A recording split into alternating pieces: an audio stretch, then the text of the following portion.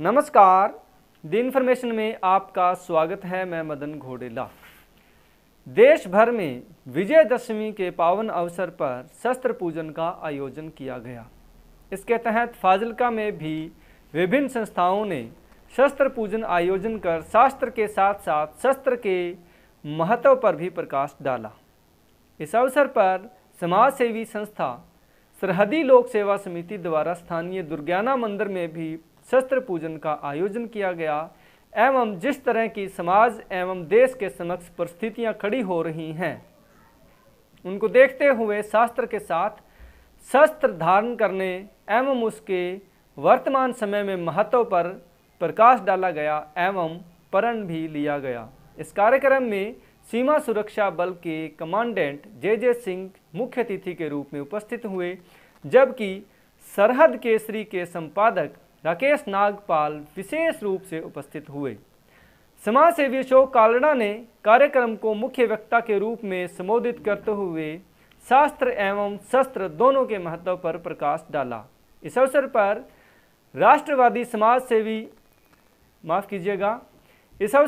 राष्ट्रवादी विचार मंच के अध्यक्ष राजेश ठकराल ने भी शास्त्र के साथ साथ शस्त्र के महत्व पर प्रकाश डालते हुए कहा कि कालांतर में अगर हिंदुओं ने भी शस्त्र उठा लिए होते तो देश के अनेकों टुकड़े न हुए होते। उन्होंने कहा कि अब भी वर्तमान परिस्थितियों को देखते हुए हिंदू समाज को शस्त्र धारण करना चाहिए, किसी पर आक्रमण के लिए नहीं बल्कि अपनी आत्मरक्षा के लिए हिंदू समाज को शस्त्र धारण करना चाहिए एवं उसके महत्व को समझना चाहिए। इस अवसर पर विभिन्न वक्ताओं ने शस्त्र पूजन एवं शास्त्र एवं शस्त्र के संबंध पर भी प्रकाश डाला। कार्यक्रम की झलकियां आपको दिखा रहे हैं, आप खुद कार्यक्रम का आनंद लीजिए।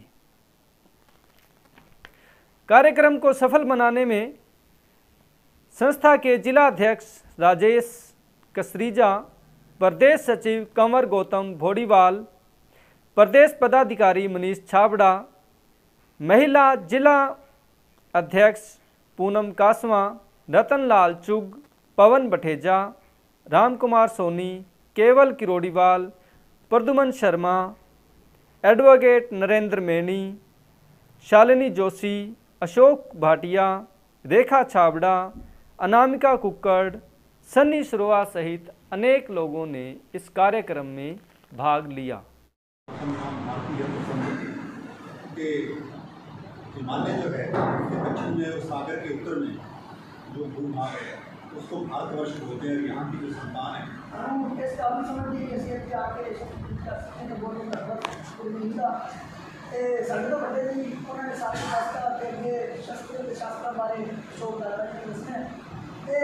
ਅੱਜ ਦੇ ਸਮੇਂ 'ਚ ਜਿੱਥੇ ਮੇਰੇ ਭਾਈ ਸਾਹਿਬ ਨੇ ਗੱਲ ਕੀਤੀ ਹੈ ਕਿ ਸਾਨੂੰ ਆਪਣੀ ਆਤਮ-रक्षा ਕਰਨ ਵਾਸਤੇ ਸ਼ਸਤਰਾਂ ਦੀ ਲੋੜ ਹੈ। ਕੀ ਕਰਨਾ ਚਾਹੀਦਾ ਹੈ? ਚੰਗੀ ਗੱਲ ਹੈ। ਕਦੇ ਵੀ ਇਹਦਾ ਮੌਕਾ ਆ ਸਕਦਾ ਹੈ ਜਿੱਥੇ ਸਾਨੂੰ ਆਪਣੀ ਸਾਲ ਪਹਿਲੇ ਸ਼ੁਰੂ ਹੋਇਆ। ਅੱਜ ਉਹਨਾਂ ਦੇ 58 ਦੇਸ਼ ਈਸਾਈ ਧਰਮ ਜਿਹੜਾ ਹੈ ਉਹ 2022 ਸਾਲ ਪਹਿਲੇ ਸ਼ੁਰੂ ਹੋਇਆ। ਅੱਜ ਉਹਨਾਂ ਦੇ 85 ਦੇਸ਼। ਆਪਣਾ ਦੇਸ਼ ਜਿਹੜਾ ਜਿਸ ਤਰ੍ਹਾਂ गौतम जी ने दसिया 7 देशों की उन्होंने उदाहरण दी, लेकिन मैं उस तो भी पीछे चले जाना।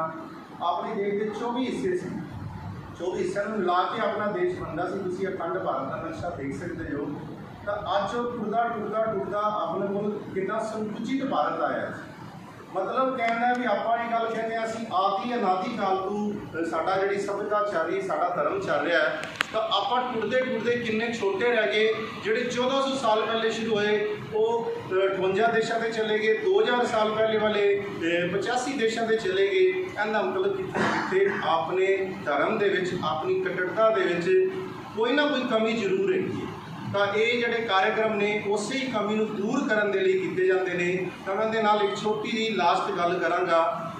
सानू इजराइल तो ये चीज़ सीखनी चाहिए, क्योंकि साड़ी सब तो वड्डी कमी की है सादा जो बड़ा टुट जाता है ना, असीं उहदा ध्यान ही छड्ड देंगे। जिस तरह कश्मीरी पंडितों देख लो, कश्मीर गया उन्होंने ध्यान ही छड्डता, आपके आप देख के अलग अलग स्थानों पर सैटल कर लिया। उन्होंने अंदर कदे पीड़ा भी नहीं उठती भी असीं उस कश्मीर को वापस लेना है। ਤਾਂ ਦੁਨੀਆ ਦੇ ਅੰਦਰ ਜੇ ਹਿੰਦੂ ਧਰਮ ਤੋਂ ਬਾਅਦ ਸਭ ਤੋਂ ਪੁਰਾਣਾ ਧਰਮ ਹੈਗਾ ਉਹ ਯਹੂਦੀਆਂ ਦਾ ਧਰਮ ਹੈ, ਜਿਹੜਾ 4000 ਸਾਲ ਪਹਿਲੇ ਹੋਂਦ ਵਿੱਚ ਆਇਆ ਸੀ। ਮੁਸਲਿਮ ਧਰਮ ਤੇ ਈਸਾਈ ਧਰਮ ਉਹਦੇ ਤੋਂ ਹੀ ਨਿਕਲੇ ਸੀ। ਤਾਂ ਕਿਸੇ ਕਾਰਨ ਮੈਂ ਪੂਰੀ ਡਿਟੇਲ ਦੇ ਵਿੱਚ ਜਾਣਕਾਰੀ ਦਿੰਦਾ ਕਿ ਧਰਮ ਖਤਮ ਹੋ ਗਿਆ, ਇਹਨਾਂ ਦੇ ਲੋਕਾਂ ਨੂੰ ਮਾਰ ਕੱਟ ਕੇ ਉੱਥੋਂ ਇਜ਼ਰਾਈਲ ਤੋਂ ਭਜਾ ਦਿੱਤਾ ਗਿਆ।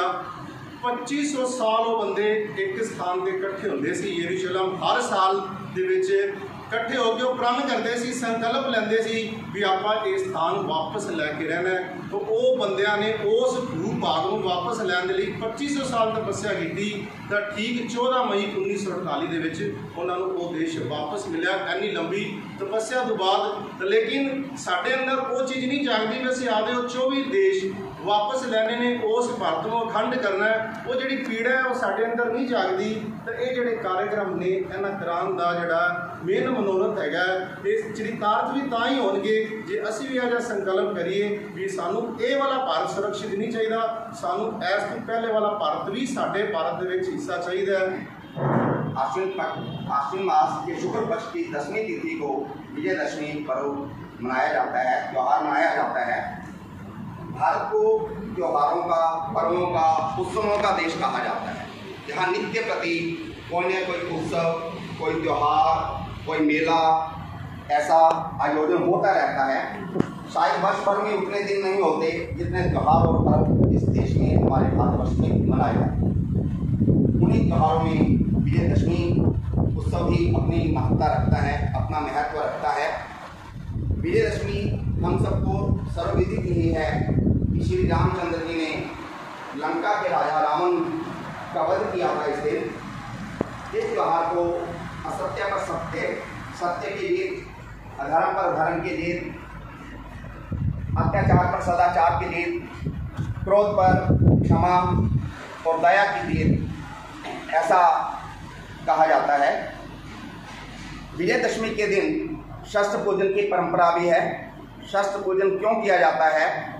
क्योंकि श्री रामचंद्र जी ने जब विभिन्न देवताओं को, देवी देवताओं से अस्त्र प्राप्त किए और जब लंका के राजा रावण का वध किया, उसके पश्चात उन अस्त्रों का विधिवत पूजन करके उन अस्त्रों को जिनके द्वारा उनको प्रदान किए गए थे, उन देवी देवताओं को वापस विधिवत उनको वापस किया, उनकी पूजा अर्चना करके अस्त्रों की।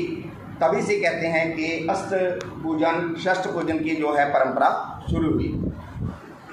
हमारे बीच में हमारे डिप्टी कमांडेंट साहब जेके सिंह जी, ये अगर इनके बारे में मैं ये कहूँ कि हर समय एक तैयार फौजी, उनकी 24/7 ड्यूटी होती है। बहुत बार हमने इनको बुलाने की कोशिश की, बहुत सारे कार्यक्रम में। आज आप फाइनली हमारे पास पहुँचे सरहदी के कार्यक्रम में, मैं आपका धन्यवाद करता हूँ। हमारे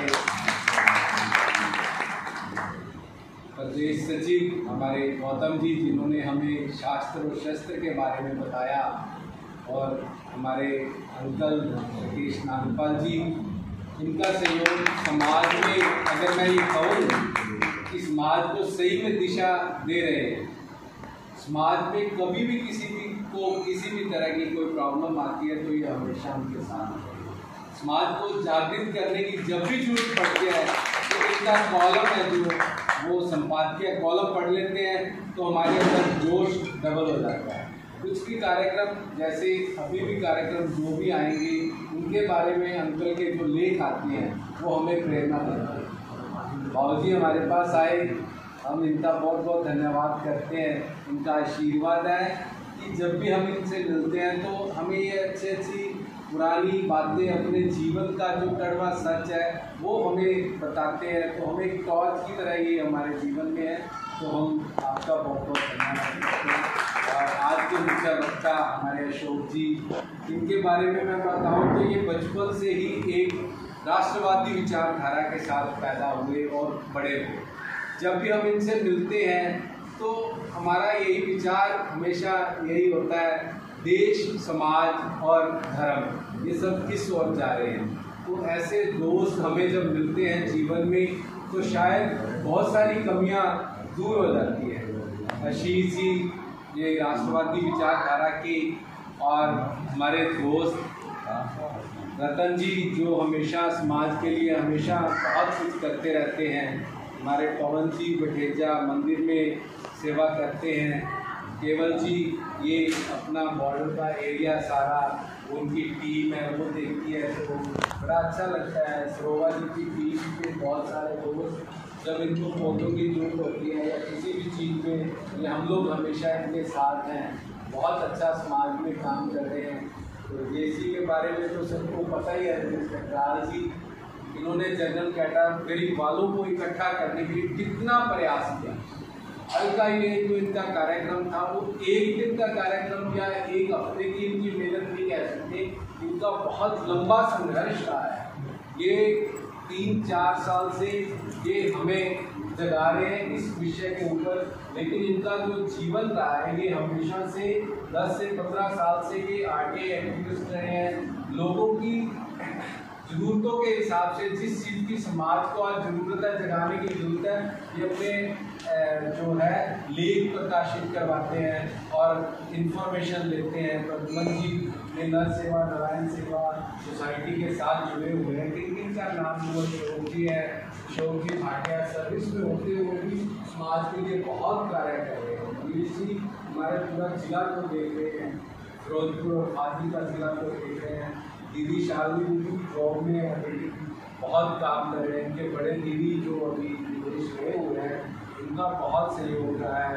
वह अशोक जी के मिस्त्री हैं और गिरीश जी के, आप सब लोग इतने यशस्वी कहूँगा मैं कि आप हो, आप यहाँ पे आए। और मदन जी, संदीप जी ये हमेशा समाज को एक दिया दिखाते हैं। हाँ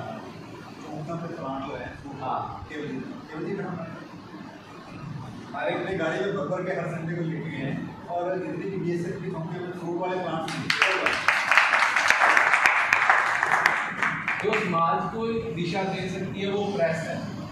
आज जो सोशल मीडिया पे ये जो अपना ज़माना है इसको जागरूक करना और इसको पॉजिटिवली करना, तो हमारे मदन जी का एक चैनल है दी इन्फॉर्मेशन, ये हमेशा हमें बहुत अच्छी बातें समाज में कैसे परिवर्तन लाया जाए।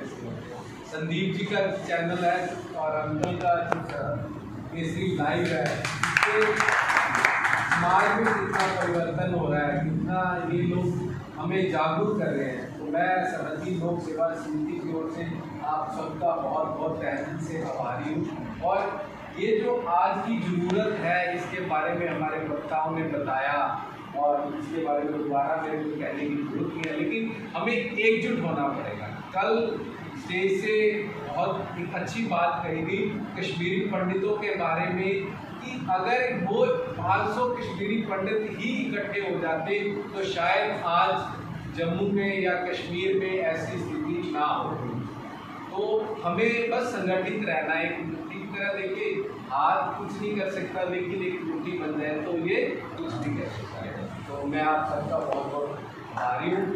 जय मां शक्ति, जय मां ज्वाला, जय मां शक्ति, जय मां ज्वाला, जय मां शक्ति, जय मां ज्वाला, जय मां शक्ति, जय मां ज्वाला।